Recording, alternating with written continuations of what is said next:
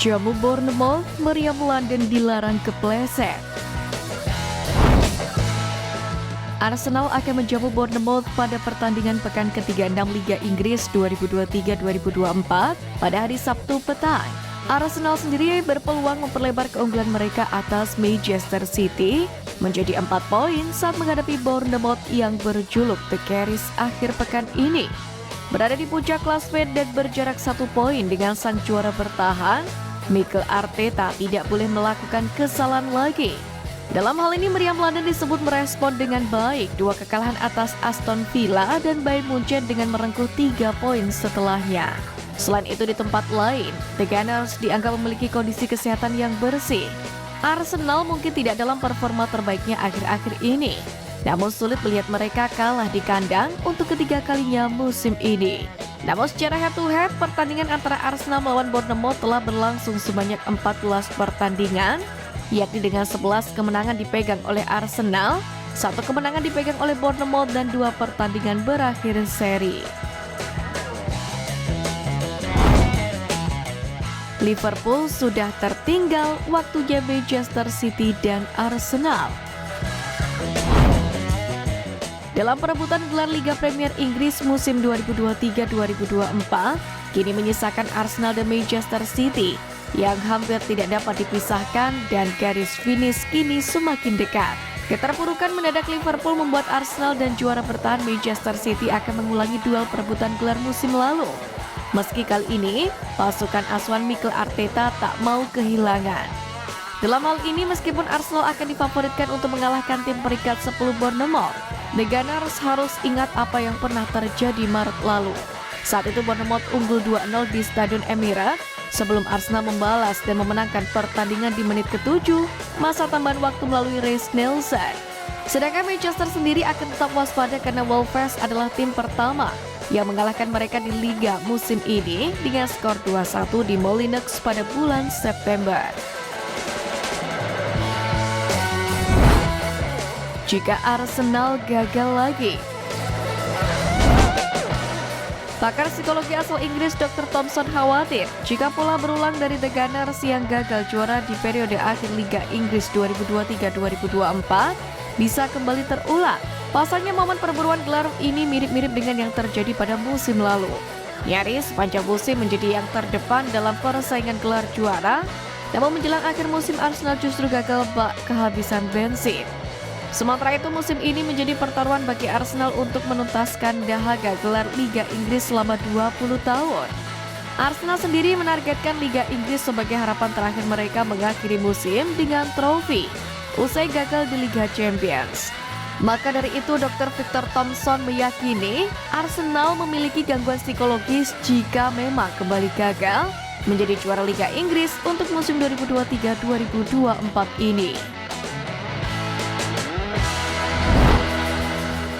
Mega proyek Arsenal musim depan.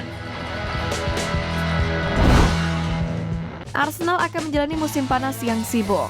Mikel Arteta ingin memperkuat timnya menjelang musim depan dengan mengincar trofi Liga Inggris. Namun kenyataannya dihadapi Direktur Olahraga Edu Gaspar adalah perombakan skuad sebelum penambahan pemain dalam skala yang lebih besar. Meski ada tanda tanya mengenai kedalaman skuad, Arsenal pada musim panas nanti akan menjual sebanyak 11 pemain untuk memberikan ruang bagi para pemain yang akan direkrut. Di antaranya adalah 2 pemain asal Akademi Arsenal yang akan hengkang musim panas ini, kemungkinan adalah Eddie Nketiah dan Reiss Nelson. Selain itu, Gabriel Jesus adalah salah satu pemain yang kemungkinan juga akan dijual. 4 golnya musim ini tidak cukup meyakinkan Arteta sebagai striker di masa depan. Arteta membutuhkan penyerang tengah baru, yakni dengan Alexander Zinchenko, Thomas Partey, Fabio Vieira, dan Aaron Ramsdale berada di belakangnya untuk hengkang dari London Utara.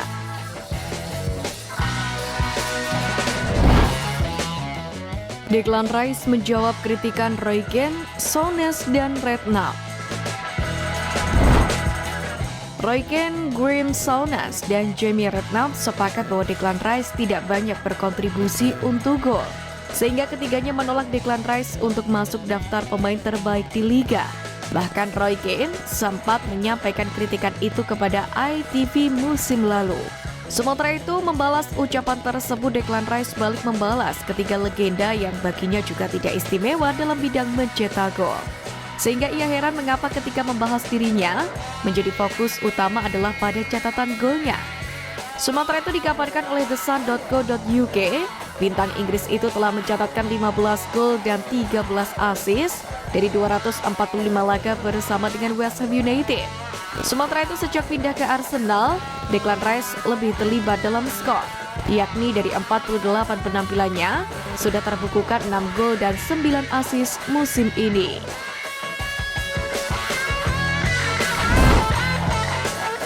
Ange Postecoglou soroti aksi Ben White.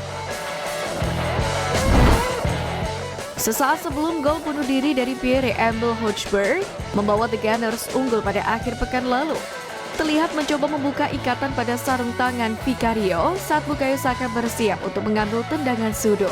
White kemudian mengincar Vicario untuk gol ketiga Arsenal sebelum turun minum.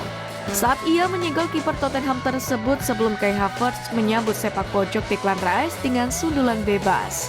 Terkait aksi Ben White ini, Ange Postecoglou mengatakan, itu adalah sebuah strategi. Anda bisa memberi label, tetapi itu adalah sebuah strategi. Saya tidak menaruh banyak minat pada hal-hal seperti itu, tidak pernah.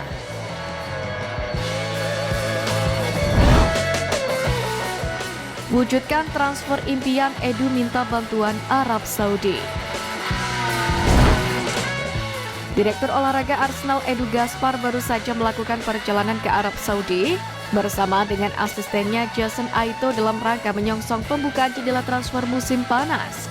Misi mereka dilaporkan adalah untuk menjalin hubungan dengan pihak-pihak terkait Liga Arab Saudi yang sedang berkembang pesat. Dalam konteks ini, langkah Arsenal untuk memperkenalkan diri kepada pemangku kepentingan kunci di Arab Saudi adalah langkah yang tepat. Klub ini telah berhasil meraih keuntungan finansial yang signifikan dengan menjual pemain-pemain berkualitas ke negara tersebut. Kemungkinan besar Edu sedang mempertimbangkan beberapa opsi penjualan pemain ke Arab Saudi dalam musim panas ini.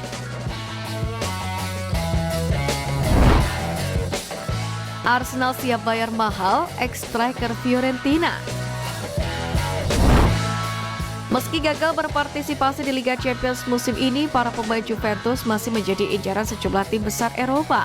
Bahkan klub London Arsenal dirumorkan berani melayangkan tawaran sebesar 1,3 triliun rupiah ke Juventus. Jumlah tersebut dikeluarkan demi memboyong salah satu penyerang sinyonya tua, Dusan Vlahovic. Sadar buruannya pemain penting, Arsenal langsung melayangkan tawaran menggiurkan. Di sisi lain, keinginan Arsenal untuk mendapatkan Dusan Vlahovic sepertinya cukup terjal. Pasalnya, Juventus melabeli sang pemain not for sale ini dan dipersiapkan sebagai pemain kunci musim depan. Bahkan terbaru, Juventus kabarnya akan memberikan perpanjangan kontrak ke Vlahovic yang habis Juni 2026 ini. Dalam hal ini, tim asal Turin itu lebih suka melepas dua strikernya Moise Kean dan juga Arkadiusz Milik.